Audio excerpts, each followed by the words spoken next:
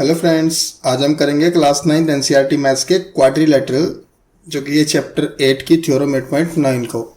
और इस थ्योरम को बच्चों हम बोलते हैं मिड पॉइंट थ्योरम, जो कि बहुत बहुत बहुत इंपॉर्टेंट है। तो प्लीज़ आप इसको ध्यान से देखना, ठीक है। तो करते हैं शुरू। थ्योरम 8.9 तो क्या है? The line segment joining the mid points of two sides of a triangle is parallel to the third side. तो क्या स्टेटमेंट है कि हमारे पास एक ट्राइंगल है, अगर हम उस ट्राइंगल की दो साइड्स के मिड पॉइंट को जोड़ देते हैं, ये दोनों इसके मिड पॉइंट हैं। यानी मिड पॉइंट का मतलब क्या हुआ? ए ई इक्वल टू है ई बी और ए एफ इक्वल टू है एफ सी, ठीक है। तो mid point of a two sides of a triangle is parallel to third side. तो जो हम साइड्स के मिड पॉइंट को जोड़ रहे हैं, मतलब ये, तो अब ये वाली साइड है, ये क्या होनी चाहिए? ये इस साइड के पैरेलल। तो मुझे ये प्रूफ करना है। तो मैं आपको थोड़ा सा बता देता हूँ कि इसको प्रूफ करने के लिए हम क्या अपनी अप्रोच रखेंगे। एक्चुअली मुझे इसको अगर पैरेलल प्रूव करना है तो मैं इस वाली चीज़ को, जो ये मैंने दिख रही है आप लोगों को डायग्राम में, इनको मैं पैरेललोग्राम प्रूफ कर दूंगा। अगर मैं इसको किसी भी तरीके से पैरेललोग्राम प्रूफ कर देता हूँ तो मैं बोल सकता हूँ कि ये साइड इस साइड के पैरेलल है, ठीक है। तो उसका कुछ स्टेप होंगे, तो हम वो करेंगे। तो करना क्या है? सबसे पहले गिवन, तो गिवन में क्या लिखा हुआ है ये आपको सब काम करना होगा। तो A B C is a triangle, A B C is a triangle in which E and F are the mid point of the A B and A C. A B and A C जो E है और F है उसके mid point है respectively. उसके बाद to prove में मुझे क्या करना है? E F parallel to B C. तो कंस्ट्रक्शन कर रहे हैं बच्चों हम। यहाँ कंस्ट्रक्शन में क्या कर रहे हैं? थ्रू पॉइंट सी, ये पॉइंट सी है, ड्रॉ अ लाइन सेगमेंट, एक लाइन सेगमेंट ये ड्रॉ किया हमने, जो कि है पैरेलल टू ए बी। तो ये जो लाइन है वो इस लाइन की हमने पैरेलल ड्रॉ किया है, ठीक है। ये स्टेप हमने अपने आप से किया कंस्ट्रक्शन में। एंड एक्सटेंड ई एफ, और जो ये ई एफ है इसको आगे मैंने एक्सटेंड कर दिया to meet this line segment, जो इस लाइन सेगमेंट को मीट कर रहा है किस पॉइंट पे? डी पॉइंट पे, ठीक है। इतना समझ आया? तो अब क्या करना है देखो, मैंने आपको बोला कि हम इस वाली चीज को, जो ये है ई डी बी सी, इस चीज को हम क्या प्रूफ करेंगे? पैरेललोग्राम। उससे पहले मुझे क्या करना होगा?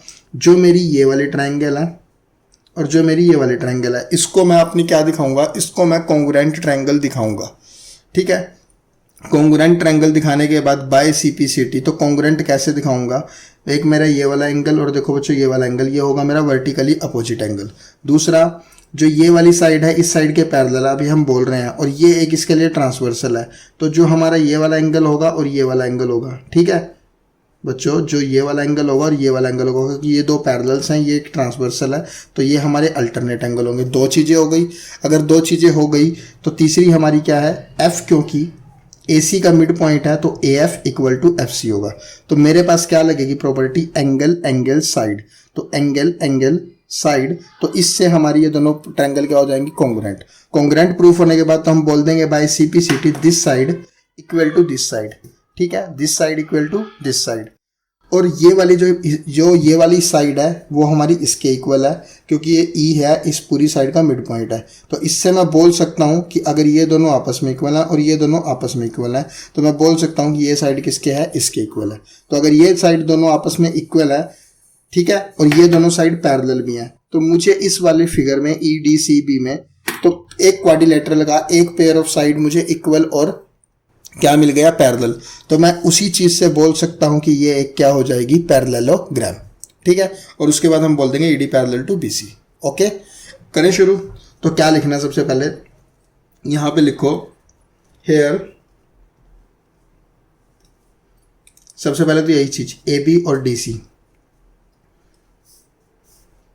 Hair A B parallel to D C कैसे था?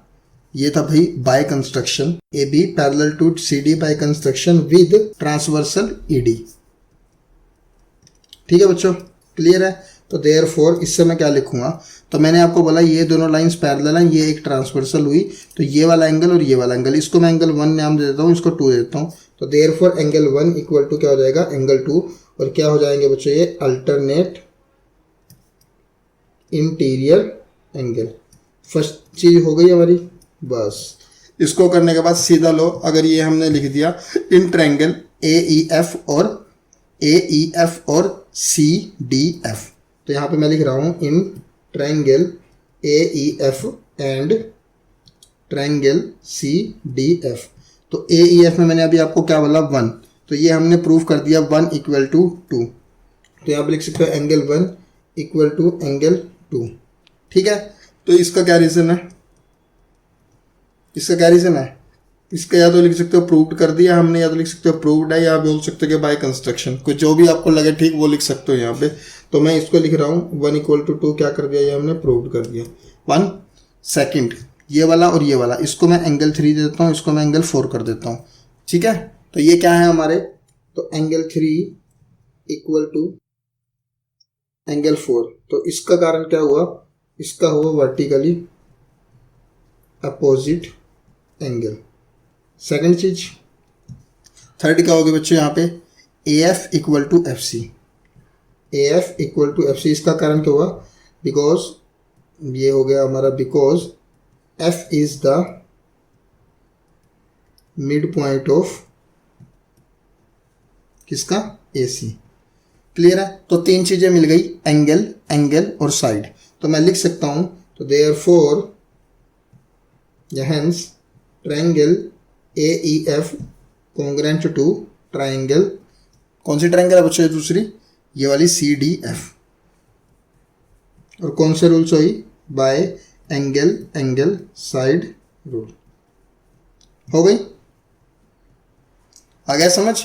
अब ये करने के बाद अगर ये दोनों कॉन्ग्रेंट ट्रायंगल बोल कर दी हमने प्रूव, तो मैं बोल सकता हूँ बच्चों जो ये वाली साइड है वो इस साइड के क्या हो गई, equal Q by C P C T. सिर्फ मैं यही क्यों लिखूंगा, क्योंकि मुझे इसकी ज़रूरत है।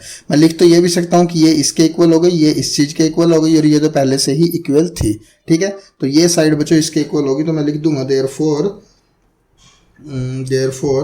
ए E equal to C T, और किससे, by C P C T. इसका मतलब क्या होता है, corresponding part of congruent triangle.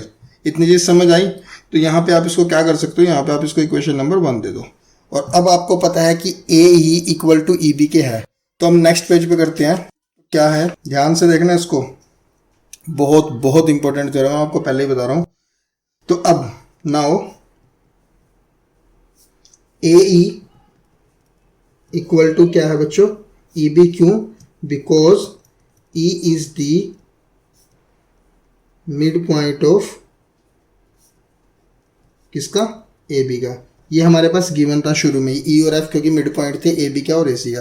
तो 2 चीज मिल गई। तो अभी देखो, एक मैंने प्रूव किया ए इक्वल टू डी सी, पीछे जो हमने ये लिखा है यहाँ पे कि इससे by C P C T से A equal to C D, और ए ई मेरा इक्वल टू किसके आ गया, ई बी के।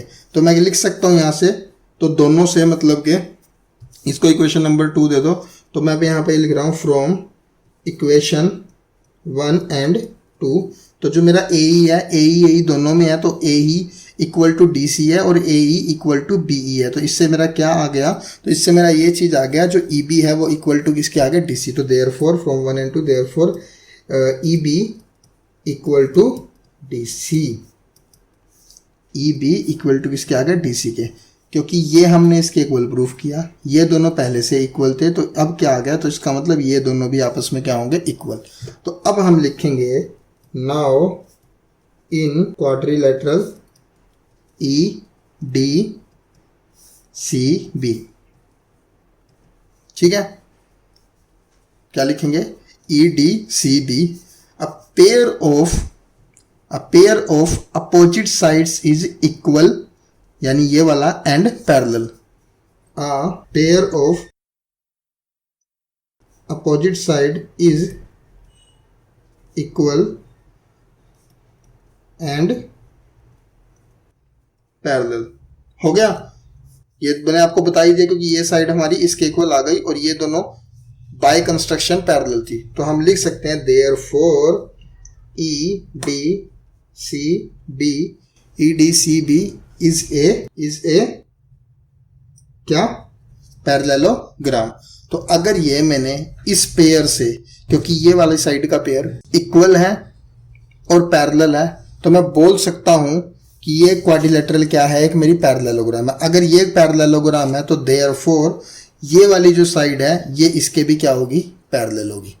क्योंकि ये भी हमने एक थ्योरम पहले पढ़ी हुई है कि अगर एक क्वाड्रिलेटरल का सिर्फ एक साइड का पेयर हमारे पास इक्वल हो जाए और वो पैरेलल हो जाए तो वो ऑटोमेटिकली क्या हो जाती है बच्चों, एक पैरेललोग्राम हो जाती है। तो हम बोल सकते हैं अगर EDCB इज अ पैरेललोग्राम तो देयरफॉर क्या, ED पैरेलल टू